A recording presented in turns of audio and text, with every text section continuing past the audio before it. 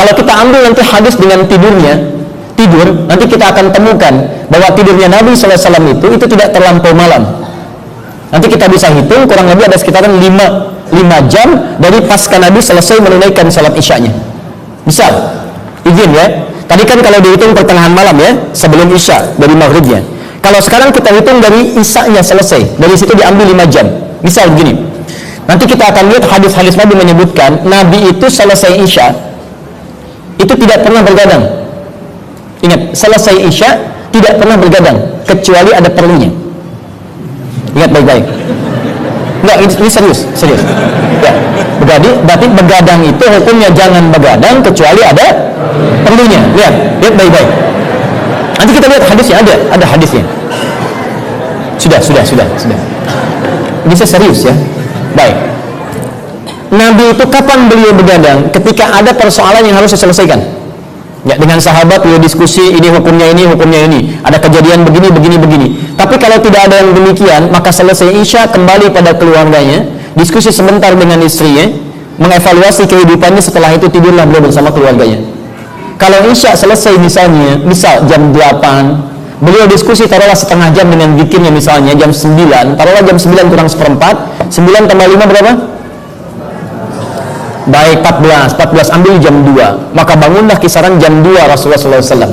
Kalau hitungan jam kita sekarang lebih sedikit, mungkin tambah sedikit setengah jam, sekitar setengah 3 biasanya, maka antara jam 2 setengah 3. Berarti kita bisa simpulkan terlepas dari jamnya, mau jam 1 bangunnya, mau jam 2 bangunnya, mau jam 3 bangunnya, kesimpulan paling gampangnya Nabi tidak pernah bangun subuh dalam kebiasaan normalnya. Ingat, dalam kebiasaan normalnya. Catat kalimat dalam kebiasaan normal ini, karena nanti ada kegiatan beliau ketika sedang berjalan safar, pernah nanti beliau ingatkan kepada Bilal supaya beliau jaga supaya subuh nggak kesiangan.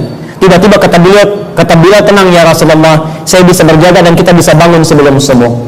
Kata Nabi, tetap kamu jaga. Kata Bilal, saya tidur ya Rasulullah, saya bangun sebelum subuh.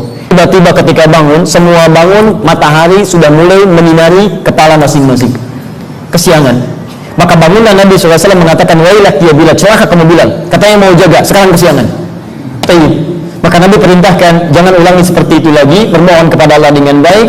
Nabi perintahkan semua berwudu, kemudian setelah itu Bilal azan, kemudian menunaikan salat sunnah 2 rakaat, setelah itu iqamat dan menunaikan salat subuhnya. Ya, kenapa Nabi kemudian ditetapkan oleh Allah bangun melewati masa yang telah ditetapkan dari subuhnya? Lihat, mudah bagi Allah membangunkan Nabi sebelum subuh dan mengerjakan salatnya.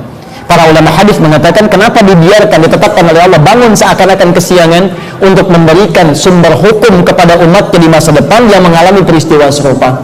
Sebab kalau tidak ada kejadian demikian, mustahil umatnya bisa mendapatkan bagian dari tuntunan hukumnya. Tapi ini bukan dijadikan alasan bahwa Anda boleh bangun kesiangan. Jelas ya? Kenapa kesiangan? Sunnah Nabi. Oh, setia. Jelas ya? Jadi kalau dalam situasi normal, situasi yang baiknya, tidak ada kasus yang demikian, maka Nabi bangun di pertengahan malamnya, tidak pernah tercatat bangun dalam keadaan subuhnya. Jelas di sini? Ingat situasi yang normal ya, tidak normal itu urusan yang lainnya.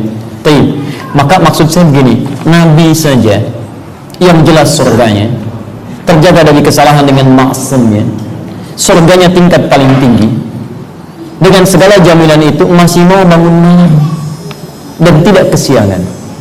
Antum yang bukan Nabi, belum jelas surganya, tidak ada jaminan bebas dari kesalahannya, kenapa sampai sekarang masih belum bisa merenungkan itu? Kemarin waktu jam 5 subuhnya antum masih bisa bangun jam 4. Sekarang kenapa setelah subuhnya dikasih jam 4 antum malah bangun jam 5?